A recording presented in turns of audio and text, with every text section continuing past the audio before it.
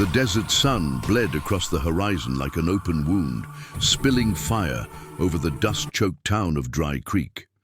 Horses stomped nervously by the trading post, the air thick with heat and cruelty.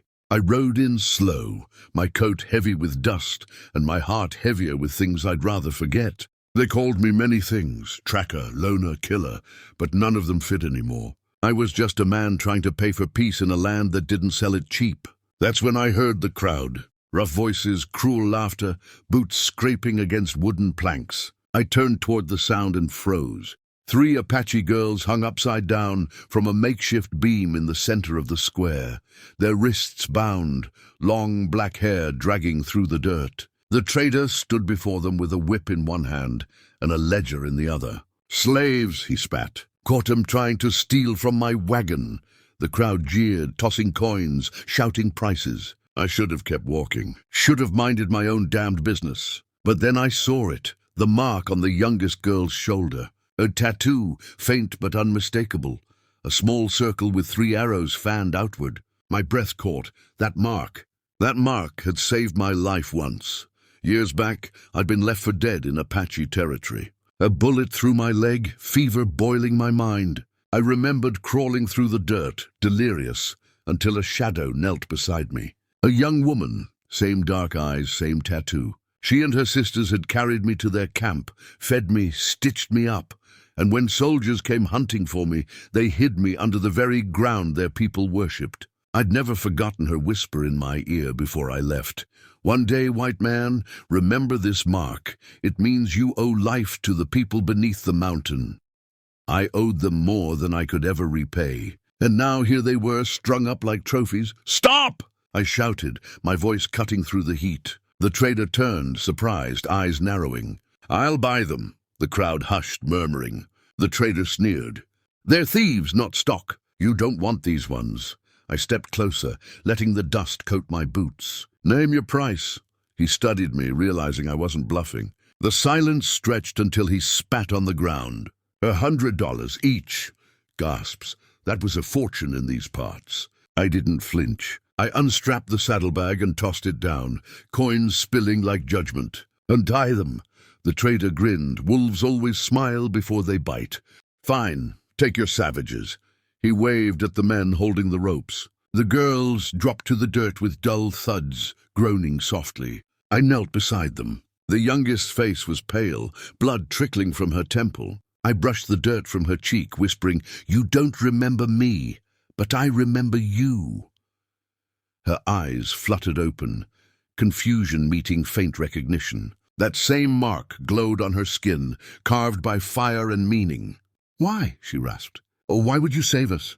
I swallowed hard. "Because once your kind saved me, but I wasn't ready for what came next." One of the trader's men, a brute with a scar running down his jaw, stepped forward. "You ain't taking 'em nowhere," he growled. "They belong here." His hand went to his gun. I didn't think. I moved.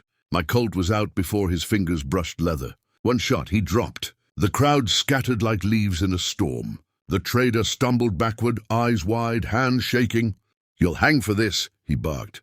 I holstered the gun slowly. I've hung for less. I lifted the youngest girl into my arms, motioning for the other 2 to follow. They were weak, starving, but their eyes burned like the desert before rain. We rode out of Dry Creek under a storm of dust and curses. Behind us, the town shrank to a speck, one more place I could never return to. The trail wound through canyons painted in red and shadow. When the night came, I built a small fire beneath a cluster of rocks. The girls ate what little jerky I had left. The oldest finally spoke, her voice like wind through dry grass. "You are the white man our sister once healed," I nodded. "She saved my life." "I couldn't let you die." She looked into the fire, then whispered, "She is gone, taken when soldiers burned our village." The words hit like a hammer to the chest. Gone. The woman who once mended my wounds, gone to the same cruelty I'd just saved her kin from. I looked at the tattoo again, the symbol that had tied our fates together. "Then I'll take you home," I said. "To the mountains." The journey took 3 days, through sandstorms, hunger, and silence. I learned their names, Nahi, Tala, and Sani. The youngest Nahi, the one with the mark that first caught my eye, spoke the least, but watched me like she could see my sins. On the last morning, when the peaks of their sacred mountain rose against the dawn, I felt something I hadn't in years: peace. But as we climbed, a rifle cracked from the ridge. Soldiers. I threw myself off the horse, dragging Nahi down with me. The echo rolled through the valley like thunder. "Go!" I shouted, pulling my revolver. They didn't move. Tala gripped my arm. "You cannot fight them alone." I smiled, a bitter twist. "I've been alone most of my life." They ran for the caves as bullets kicked up dirt around them. I fired back, dropping one soldier, then another, but the rest kept coming. My leg gave out where the old wound still ached. I crawled behind a rock, breath ragged. Just as I was about to reload, a flash of motion. Nahi returned, bow drawn, eyes fierce. She loosed an arrow that found its mark clean through a soldier's throat. Her sisters followed, their cries echoing across the canyon. The battle was short, brutal, and silent when it ended. I sat back against the stone, chest heaving, smoke curling from my gun. Nahi knelt beside me, pressing her hand to my shoulder. "The debt is paid," she whispered. "No," I said softly, smiling despite the pain. "It's just beginning." We buried the soldiers in the sand and rode the rest of the way in silence. When we reached the Apache village, old eyes stared in disbelief, then softened as the girls ran into waiting arms. The chief approached me, an old man with lines carved deep by loss. "You brought them home," he said. I nodded, too tired to speak. He studied me for a long moment, then pointed to the tattoo on Nahi's shoulder. "You carry the mark of life, stranger. You may not be Apache by blood, but the mountain knows your heart." I turned to go, but Nahi caught my sleeve. "Where will you go now?" she asked. I looked to the horizon. "Wherever a man can walk without chains." She smiled faintly, tears glinting in her eyes. "Then may the wind carry you safe." I tipped my hat, spurred my horse, and rode into the dying sun. Behind me the chant of drums rose, steady and ancient. For the first time in years, I felt forgiven. The mountain wind whipped around us as the Apache girls led me into hidden caves, their eyes wary but trusting. Nagi, the youngest, kept glancing at her tattoo, the same mark that had once saved my life. We shared silence and small smiles, healing from the terror of Dry Creek.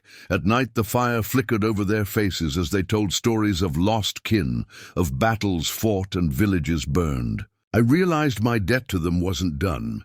It had only begun. Together, we plotted how to protect their home from those who hunted them, forging a fragile trust between a lone outsider and these fierce, resilient girls. As dawn broke, I felt the weight of past sins lift slightly, the mark of life guiding us forward toward survival and perhaps redemption.